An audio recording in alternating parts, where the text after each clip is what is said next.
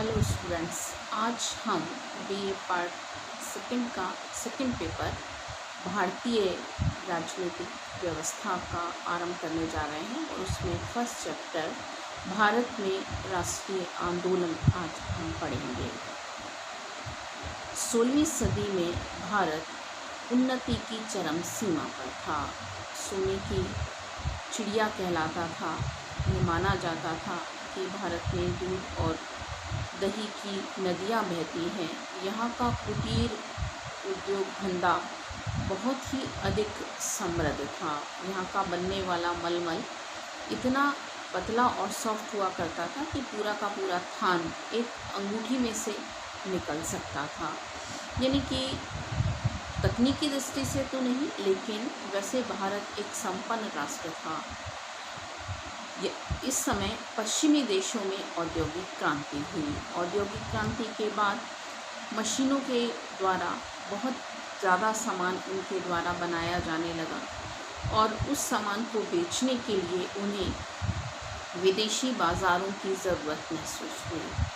और विदेशी बाज़ारों की ज़रूरत महसूस करने के लिए जो पश्चिमी देशों के व्यापारी थे, वो व्यापारी बनकर एशिया और अफ्रीका के राज्यों में जाने लगे। उनमें भारत भी एक ही था।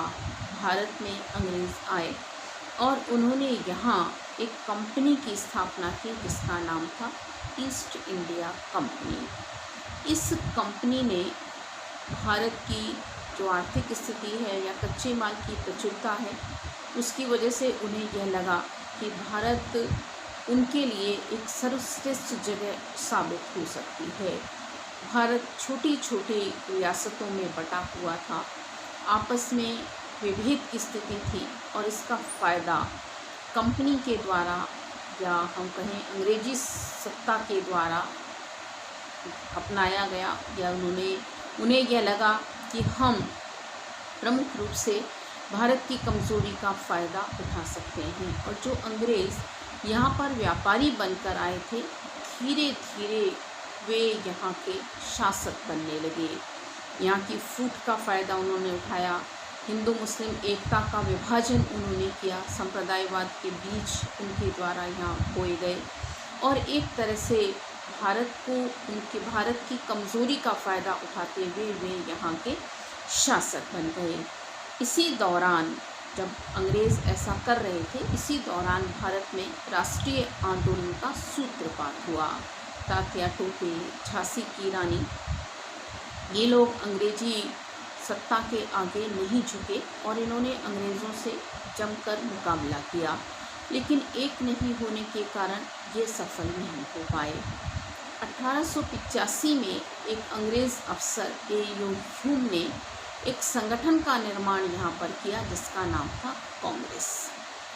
हालांकि इस संगठन का निर्माण ए.यू. ह्यूम ने भारतीयों के हित में न करके अंग्रेज़ों के हित में ही किया था, लेकिन फिर भी कांग्रेस की स्थापना के बाद भारत के लोग एक झंडे तले या एक संगठन के अधीन आने लगे और इसीलिए हम यह कहते हैं कि राष्ट्रीय आंदोलन कांग्रेस का ही इतिहास बन गया। हमारा जो राष्ट्रीय आंदोलन का इतिहास है वो एक तरह से कांग्रेस का ही इतिहास बन गया। आगे हम पढ़ेंगे कि शुरू में कांग्रेस की बागडोर उदारवादियों के हाथ में रही, फिर उग्रवादियों के हाथ में, फिर महात्मा गांधी के हाथ में और फिर महात्मा गांधी के नेतृत्व में हम अपनी गुलामी से आज़ाद हुए। भारत में राष्ट्रीय आंदोलन की शुरुआत क्यों हुई, इसके कुछ कारण हैं। पहला है 1857 का असफल जन विद्रोह। यद्यपि यह विद्रोह पूरी तरह से असफल रहा था और अंग्रेज़ों ने बहुत अधिक दमनात्मक नीति अपनाई थी। ये 1857 की जो क्रांति है, इसे गदर कहा जाता है। झांसी की रानी, तात्या टोपे, इन लोगों के द्वारा प्रमुख रूप से यह क्रांति की गई थी, लेकिन अंग्रेज़ों ने, और चूँकि हम एक नहीं थे, इसीलिए अंग्रेज़ों ने बहुत ही दमनात्मक तरीके से इस आंदोलन को दबा दिया था। अंग्रेज़ों ने अपने कैदियों को बिना किसी न्यायिक कार्यवाही के मार दिया। पाशविकता उनकी चरम सीमा पर थी। गांव के गांव अंग्रेज़ों के द्वारा जला दिए गए। निर्दोष जो ग्रामीण था उनका कत्ले आम किया गया और इससे भारतीयों को यह लगा कि हमें अब इस अंग्रेजी सत्ता का ध्यान नहीं देना चाहिए, इस अंग्रेजी सत्ता का समर्थन हमें नहीं करना चाहिए। यानी 1857 की क्रांति की जो असफलता थी वो भी राष्ट्रीय आंदोलन का एक बहुत बड़ा कारण मानी जा सकती है। नेक्स्ट है राजनीतिक एकता की स्थापना। अंग्रेज़ हालांकि हमारे लिए दुर्भाग्य बनकर आए थे, लेकिन फिर भी अंग्रेज़ों की जो केंद्रीकरण की प्रवृत्ति थी उसने भारत को एक बना दिया था। यानी हम अलग अलग जो क्षेत्रों में विभाजित थे कि ये राजस्थान की रियासतें हैं, ये मराठे हैं, अलग अलग जो छोटी छोटी रियासतें थीं उनको एक कर दिया था। यहाँ उन्होंने ट्रेनें चलाई, हालांकि इन ट्रेनों के पीछे उनका स्वार्थ था कि इन ट्रेनों के माध्यम से कच्चा माल आराम से वो विदेश भेज सकते हैं, लेकिन इससे भी भारत के लोग एक जगह से दूसरी जगह जाने लगे और उनमें एकता की स्थापना हुई। लॉर्ड लिंटन की दमनकारी नीति। सुरेंद्र नाथ बैनर्जी कहते हैं कि राजनीतिक प्रगति के विकास में कई बार बुरे या क्रूर शासक बहुत बड़ी गुप्त वरदान के रूप में सामने आते हैं। जब वो ज़्यादा अत्याचार करते हैं, अत्याचार बढ़ जाता है, तो ऐसे समय में कुछ लोग फिर उन अत्याचारियों का विरोध करते हैं। वही लॉर्ड लिंटन ने किया। उन्होंने 1877 में एक बहुत ही शान शौकतपूर्ण दरबार दिल्ली में लगाया। इस समय भारत की जो जनता है वो अकाल से गुजर रही थी। सरकार का दायित्व था कि वह उस अकाल से पीड़ित जनता की, भूखे लोगों की सहायता करती, लेकिन ऐसा अंग्रेज़ी सरकार ने नहीं किया। अपितु अंग्रेज़ों ने केवल अपने शान शौकतपूर्ण ढंग से खर्च करने का प्रयास किया। इसके अलावा एक शस्त्र अधिनियम भी लाए जिसके अंतर्गत भारतीयों को बिना लाइसेंस के हथियार रखने पर पाबंदी थी। तो यानी यह अंग्रेज़ों पर नहीं, सिर्फ भारतीयों पर थी। और इनका उद्देश्य क्या था? भारतीयों को निहत्था बना देना। तो लॉर्ड लिंटन की ये जो दमनकारी नीति थी, इस दमनकारी नीति से भी भारतीय राष्ट्रीय आंदोलन को बल मिला। नेक्स्ट है असैनिक सेवाओं से शोध। जो ICS की परीक्षा हैं उनसे भी भारतीयों को बहुत अधिक शोभ था। क्यों था? क्योंकि यह परीक्षा लंदन में आयोजित की जाती थी और इसकी आयु 21 वर्ष से घटाकर 19 वर्ष कर दी गई। उस समय बैचलर की डिग्री 19 वर्ष की उम्र में पाना भारतीयों के लिए नामुमकिन था और लंदन जाकर परीक्षा देना और भी मुश्किल काम था। बैनर्जी पहले ICS बने, पर 2 वर्ष बाद सरकार ने उन्हें भी पद विमुक्त कर दिया। तो साफ भारतीयों को लगने लगा कि अंग्रेज़ नहीं चाहते हैं कि कोई भी भारतीय उच्च सेवा में जाए। नेक्स्ट है इल्बर्ट बिल विवाद। 1880 में लॉर्ड रिपन भारत के गवर्नर जनरल बन के आए। वे उदारवादी थे, उन्होंने कुछ सुधार किया, लेकिन साथ ही साथ इस समय इल्बर्ट ने एक बिल प्रस्तुत किया जिसके अंतर्गत यह माना गया कि भारतीय न्यायाधीश यूरोपियों के मुकदमे सुनेंगे, लेकिन अंग्रेज़ों ने इसका विरोध किया। अंग्रेज़ नहीं चाहते थे कि भारतीय न्यायाधीश अंग्रेज़ों के मुकदमे सुने और बाद में फिर यह बिल वापस ले लिया गया। तो भारतीयों को यह लगने लगा कि हमारे मुकदमे तो अंग्रेज़ सुन सकते हैं, लेकिन हम अंग्रेज़ों के मुकदमे नहीं सुन सकते। तो इससे भी भारतीयों में असंतोष जागृत हुआ। नेक्स्ट है धर्म सुधार आंदोलन।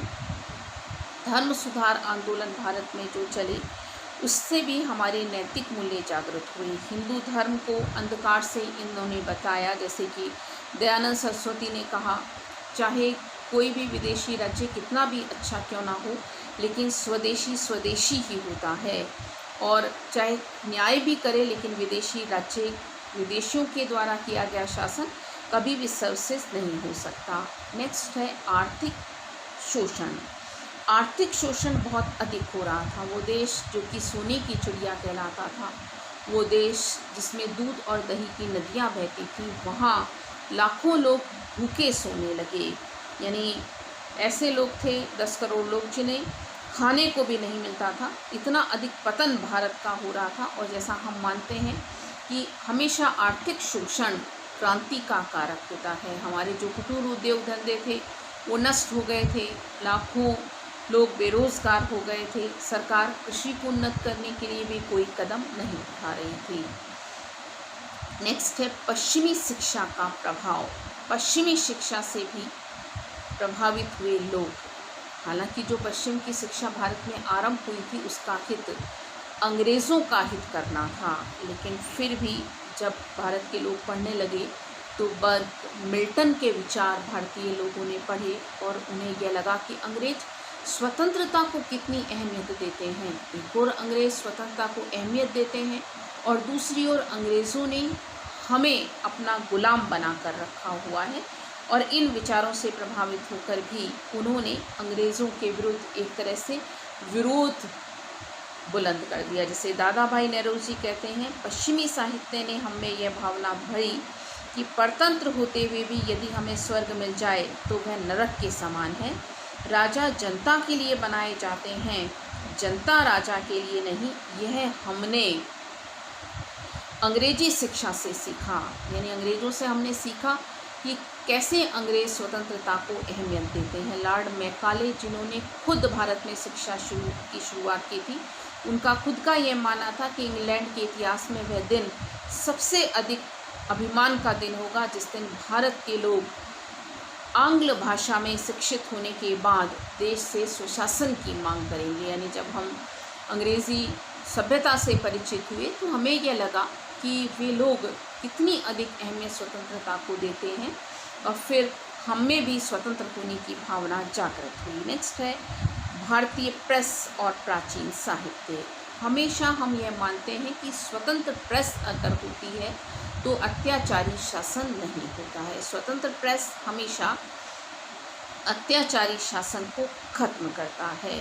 तो भारत में हालांकि स्वतंत्र प्रेस तो नहीं थी, लेकिन हमारा जो प्राचीन साहित्य था उसने भारतीय जनमानस में स्वतंत्रता का भाव भरना आरंभ किया। जैसे बंकिम चंद्र का जो उपन्यास है आनंद मठ, उसमें वंदे मातरम जो रचना है, उस रचना ने भारतीय जनमानस को प्रमुख रूप से झकझोरा और राष्ट्रीय एकता के लिए राष्ट्रीय संघर्ष उनके द्वारा किया गया। नेक्स्ट है जाति विभेद की नीति। अंग्रेज़ों के द्वारा जो जाति विभेद की नीति अपनाई जाती थी कि भारतीयों को वे वन मानुष मानते, या अगर एक डिब्बे में अंग्रेज़ बैठा है तो भारतीय को उसमें बैठने का अधिकार नहीं होता। होटलों के बाहर लिख दिया गया कि कुत्ते और भारतीय यहाँ अलाउ नहीं है। तो इस तरह की जो उनकी नीति थी, उस नीति ने भी भारतीय जनमानस को प्रमुख रूप से अंग्रेज़ों के विरुद्ध कर दिया। नेक्स्ट है विदेशी आंदोलनों का प्रभाव। फ्रांस, इटली, यहाँ पर भी स्वतंत्रता के लिए आंदोलन चले और इन आंदोलनों ने भी भारतीय जनमानस को झकझोरा कि अब हमें स्वतंत्र होना चाहिए। भारतीयों का विदेश गमन, भारतीय विदेश जाने लगे और भारतीयों की जो विदेश गमन हुए गए तो वहाँ उन्होंने देखा कि स्वतंत्रता उन लोगों के लिए कितनी अहमियत रखती है, अधिकार उनके लिए कितना महत्व रखते हैं, और हमारे अधिकारों को वे कोई महत्व नहीं देते हैं। लास्ट है आंतरिक शांति। अंग्रेजी साम्राज्य की स्थापना के बाद आंतरिक शांति हो गई थी, यानी जो आपस में देसी रियासतों के छोटे छोटे झगड़े थे वो खत्म हो गए कि एक पर हमला करें, उस देशी रियासत को अपने में मिला लें, इस तरह की स्थिति खत्म हो गई थी।